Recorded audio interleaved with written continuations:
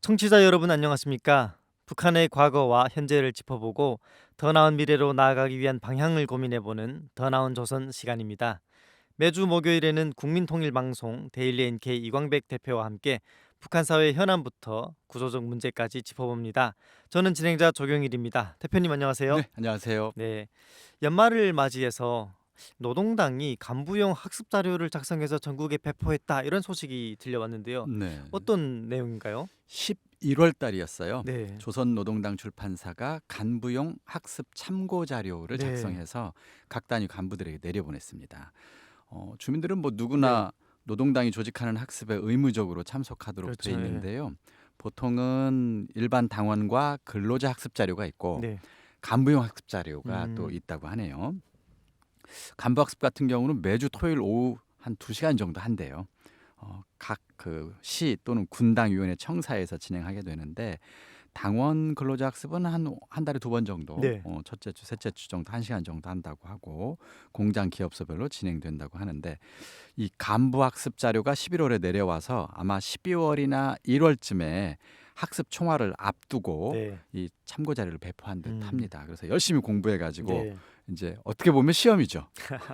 이번에 제가 학습 네. 자료를 쭉 한번 훑어봤는데 네. 문제가 20가지입니다. 네. 그 20가지 문제에 대한 답으로 쭉 문답식으로 구성이 돼 있더라고요. 네. 그런데 이 학습 참고 자료 내용을 보면 김정은 정부와 노동당의 정책 내용과 방향이 담겨 있습니다. 음. 오늘은 그 내용 한번 네. 살펴보겠습니다. 네.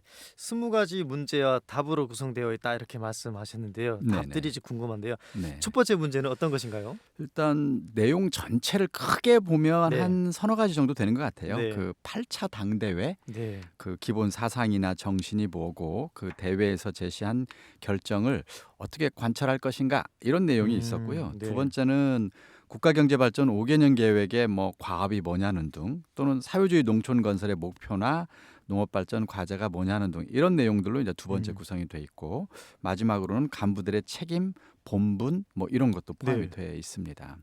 자, 첫 번째 문제는 그거였습니다. 노동당 8차 대회 기본 사상과 정신은 무엇인가? 네. 네. 뭘까요? 그랬더니 그러게요. 저도 이제 내용을 보니까 답은 그거예요. 네. 사회주의 건설의 주체적 힘을 비상히 증대시켜 네. 모든 분야에서 위대한 새 승리를 이룩해 나가는 것이다. 이제 이걸 네. 쓰면 100점 맞겠죠. 그러네요. 뭐 근데 네.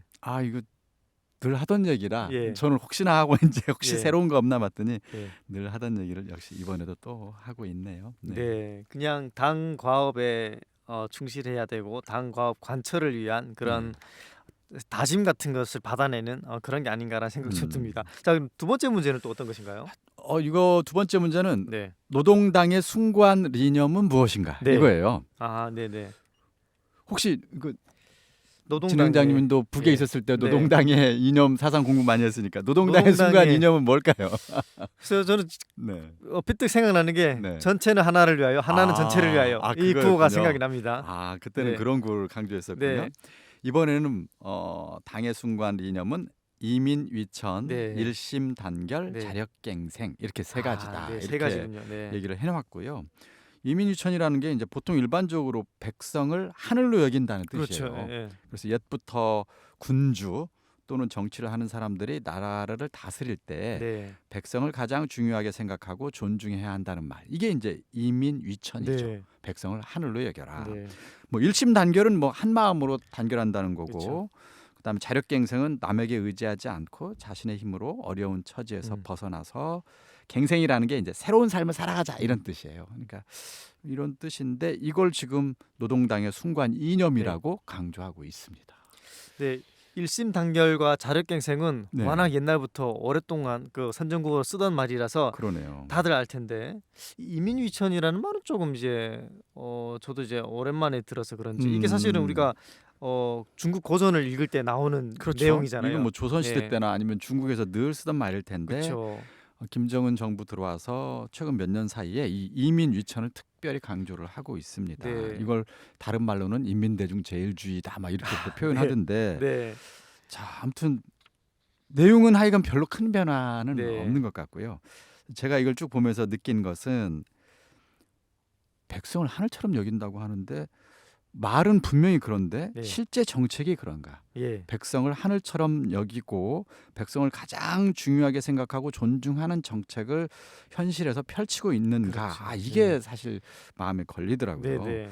어떻게 보면 지금 노동당이 하는 정책은 백성을 하늘로 여기는 거라기보다는 최고 지도자를 하늘로 여기는 정책을 실시한다는 느낌이 네. 너무 강하고요. 네. 또 일심, 단결, 한 마음으로 힘을 모은다. 이것도 인민의 생각과 생활을 엄격하게 통제하고 감시하고 처벌하는 식으로 한마디로 한 마음, 일심을 강요하고 네. 그다음에 단결을 권력으로 강제하는 이런 느낌이에요. 그래서 네. 자발적으로 정말로 인민을 위하는 정책 때문에 음.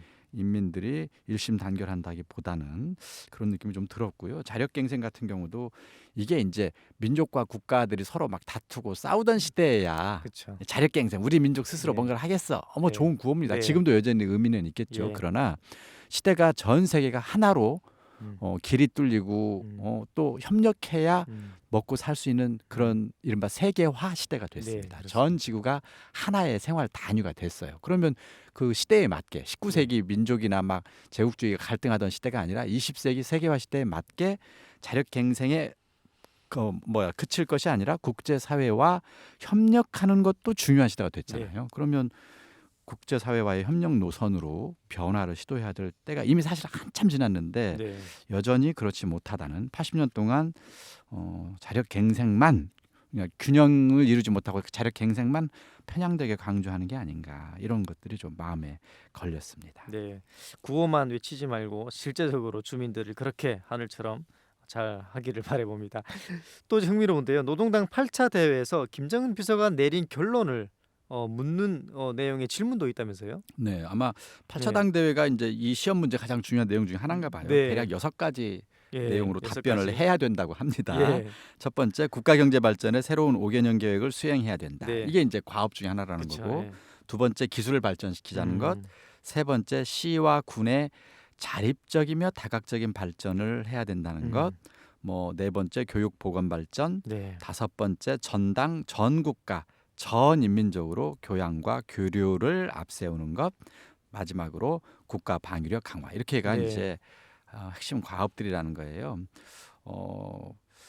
이제 이 질문의 네 번째부터는 이제 이 각 과업들을 제대로 해내려면 또 뭐가 중요한가 이런 얘기를 이제 4번, 5번, 6번, 7번, 예. 8번 쭉 묻고 있습니다.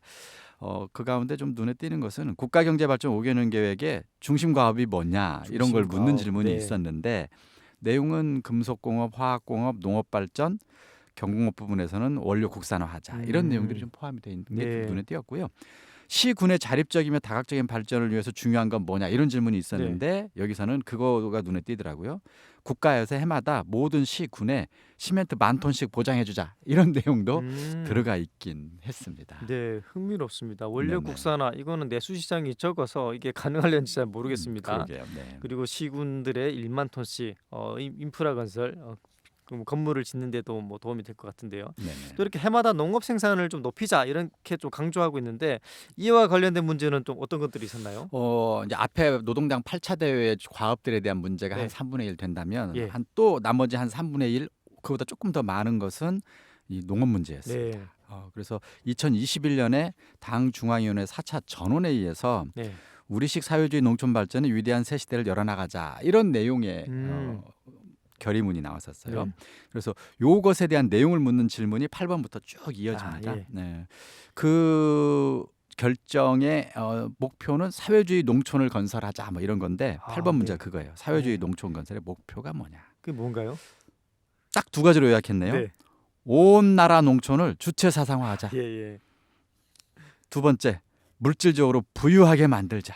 음. 이걸 위해서 그 목표를 좀 세부화해가지고 네 네. 가지 네. 그 밑에 예. 세부 목표를 정했는데 농업 근로자들의 그러려면 사상의식 수준을 높이자. 네. 주체 사상으로 무장해야 되니까요. 음. 두 번째, 농업 생산력을 발전시키자. 세 번째, 농촌 생활 환경의 근본적인 개혁이 필요하다.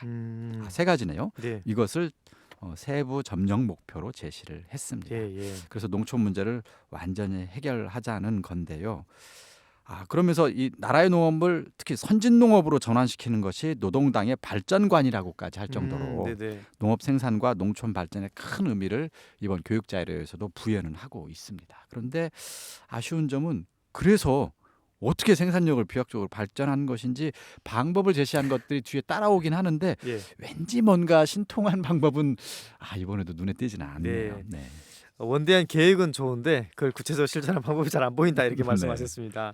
이 당이 제시하고 있는 이 농업 생산 방법은 그럼 어떤 것이 있나요? 12번째 문제가 그거예요. 예. 농업 생산을 지속적으로 장성시키기 위한 과업은 뭔가 이렇게 문제를 내서 답을 네. 몇 가지 썼는데 4가지 정도예요.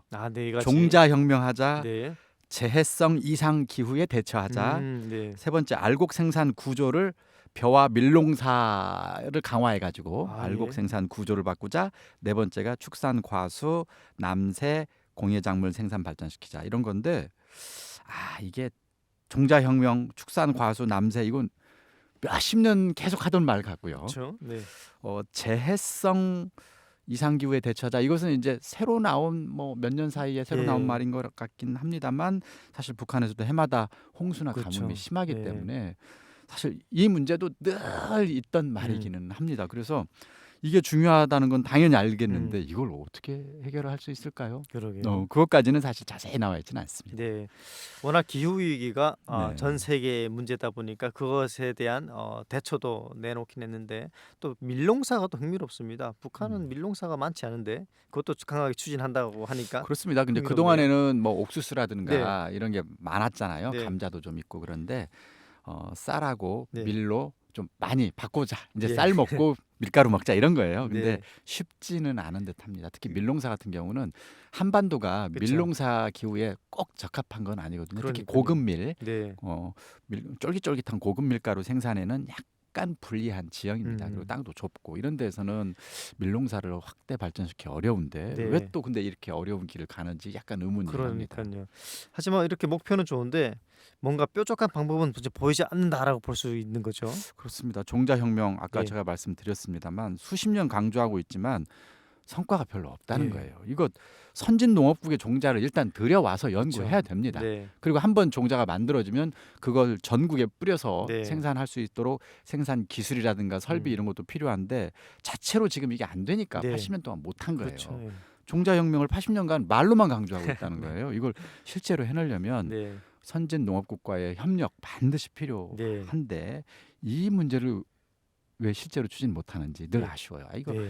이게 참 이게 안타깝고요. 두 그렇죠. 번째 재해성 이상기후 대처. 최근에 이제 비가 한꺼번에 내리는 현상이 자주 나타나고 있어요. 그래서 한꺼번에 많은 비가 내리다 보니까 기존보다 훨씬 더 홍수 피해가 더 심합니다. 네. 근데 지금 북한 같은 경우는 나무가 없는 산이 좀 많고 민둥산이죠. 강과 하천의 제방도 비가 한꺼번에 많이 올 때에는 무너질 수밖에 없을 네. 정도로 아직은 조금 두텁지가 않아요. 그렇죠. 근데 이거 북한 당국도 해결하겠다고 말만 지금 10년 넘게 하고 있는데 아직 또렷하게 잘 해결이 안 된 채 지지부진하거든요. 네. 이거 하루아침에 해결 어려워 보이는데 걱정스럽습니다. 그리고 13번째 문제가 농업에 대한 국가적 투자를 늘리는 것이 중요하다. 이 투자. 중요한 거 국가가 투자해야 되는데 뭘 투자해야 되냐 이 문제도 마침 있긴 하네요. 네. 그래서 뭔가요? 이걸 저도 관심 있게 한번 봤는데 관계 체계 정비 보강 음. 뭘 해야 되는지 알고는 있는 거예요. 네. 두 번째 농기계 많이 생산하자. 예. 세 번째 비료, 농약, 비닐 방막 제때 원만히 보장하자. 네. 네 번째 새 땅 찾기, 간석지 개간 이건 당연히 국가가 해야 된다는 거고. 네. 다섯 번째 황해남도가 이제 쌀 생산 많이 하니까 여기를 네네. 중시하자. 그다음에 국가적인 역량과 수단을 농사에 총동원하자. 그러니까 음. 뭐가 중요한지는 다 알아요. 그러네요. 근데 이게 참 안타깝죠. 저도 그 비결이 궁금합니다. 중요한 게 뭔지 다 아는데 못 해낸다는 게 문제예요. 그렇죠. 네. 못 해내고 있다. 그래서 왜 못 해내는지 그걸 해내려면 어떻게 해야 되는지를 좀 더 깊게 들어가서 냉정하게 따져봤으면 좋겠다 싶고요. 저는 이 제일 마지막에 국가적인 역량과 수단을 농사에 총동원하자 이 얘기가 저는 오히려 네. 이거 좀 반대로 생각해봤으면 좋겠어요. 반대로요. 네.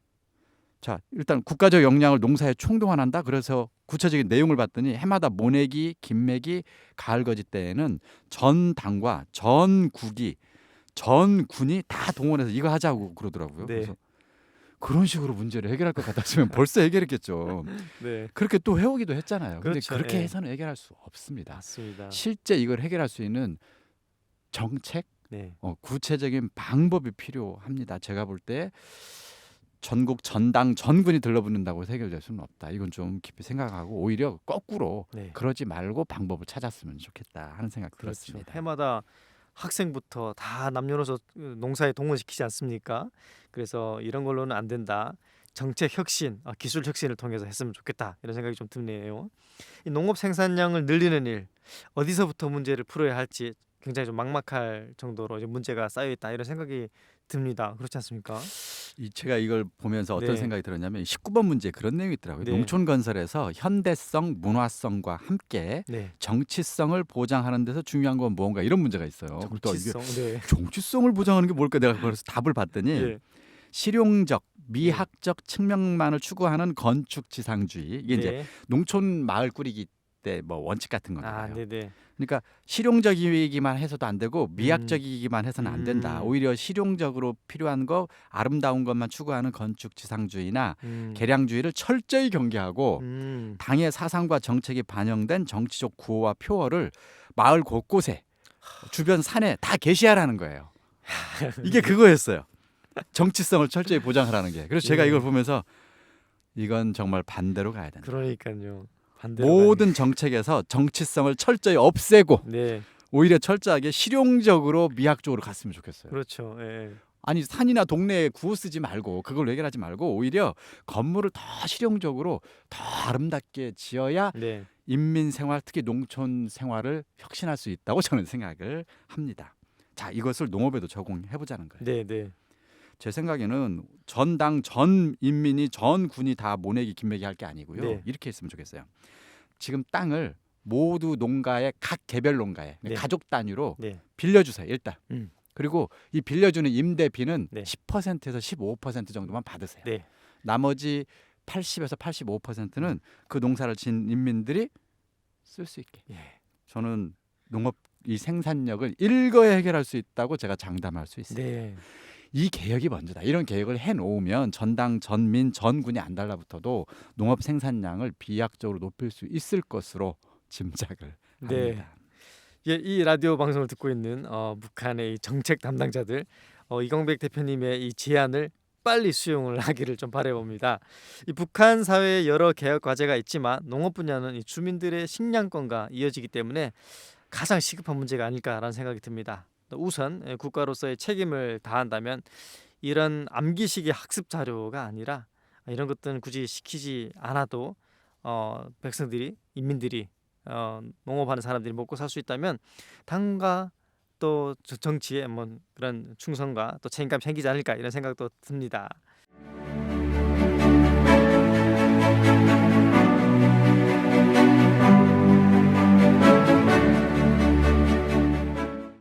네, 다음 이야기입니다. 김정은 정부가 또다시 탄도미사일을 발사했다는 소식이 들려왔습니다. 12월 17일 네. 다 아시죠? 김정일 비서 사망 12주기 되는 날이에요. 네. 그날 밤 10시 38분에 단거리 탄도미사일 한 발 발사했습니다. 네. 다음 날 18일 오전 8시 24분에 이제 평양 근처에서 이번에는 장거리 탄도미사일 한 발을 추가로 발사를 네. 했습니다.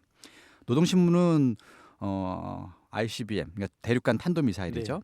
화성 18형 시험 발사가 대성공을 거뒀다 이렇게 소식을 전했고요.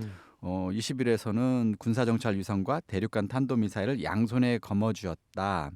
그 어떤 엄중한 군사적 위기, 전쟁 위기도 단호히 평정할 수 있는 최강의 힘을 갖게 됐다. 이렇게 평가하기도 했습니다. 그리고 20일 날 역시 네.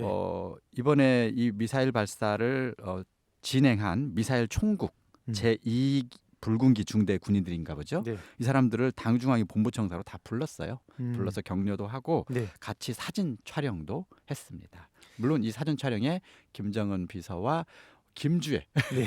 그러니까 같이 등장했어요. 예. 한가운데 사진을 찍었습니다. 네.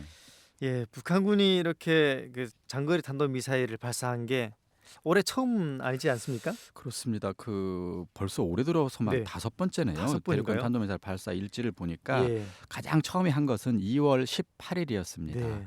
평양 순안 쪽에서 동해를 향해서 당시에는 화성 15형 발사를 화성 했고요. 15. 네. 예, 사거리 900km짜리 음. 최고 고도 5,700km였습니다. 네. 3월 26일에도 한 달 후에 또 발사했어요. 네. 이번에는 역시 평양 순안에서 발사했는데 이번에는 화성 17형이었습니다. 네.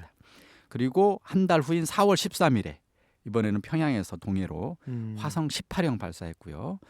3개월 후인 7월에 역시 평양에서 동해로 화성 18형 다시 한번 발사를 네. 했고요.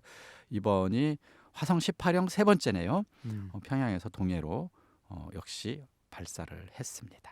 네. 그리고 이번에 발사한 이 화성 18형 어떤 특징이 있나요? 지금 현재 북한이 개발한 네. 장거리 탄도 미사일 가운데 가장 진화된, 가장 발전된 또는 네. 가장 사정거리가 긴 네. 대륙간 탄도 미사일이라고 보시면 되겠어요. 네. 무게는 한 55톤에서 60톤 정도 된다고 네. 그러고요. 길이는 25m, 음. 지름은 한 2m가 조금 넘는다고 합니다. 네.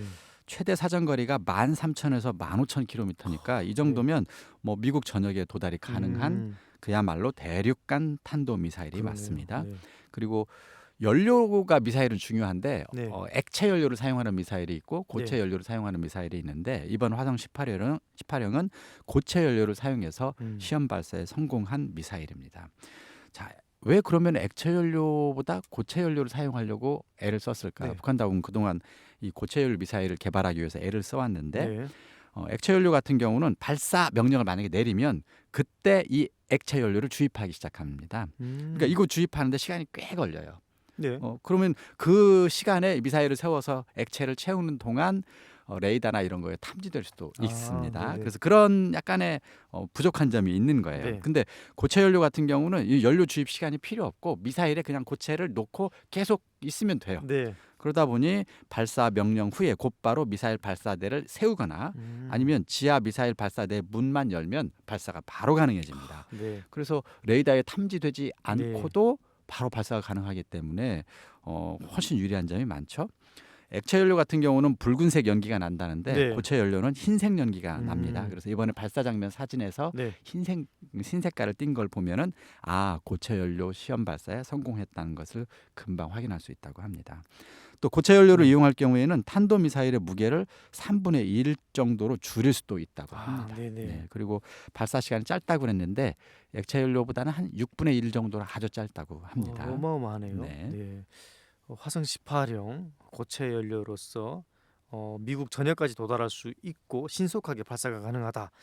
굉장히 전략 전술상 굉장히 우위를 점하는 무기가 될 수 있다라는 생각이 좀 드네요. 이 장거리 탄도 미사일 발사에 대해서 한국군은 굉장히 좀 발끈했는데 어떻게 대응을 했나요? 네, 발사 당일 곧바로 네. 발사 사실을 안전보장이사회 같은 그 관련 기구에 이제 보고를 한 것 같고요.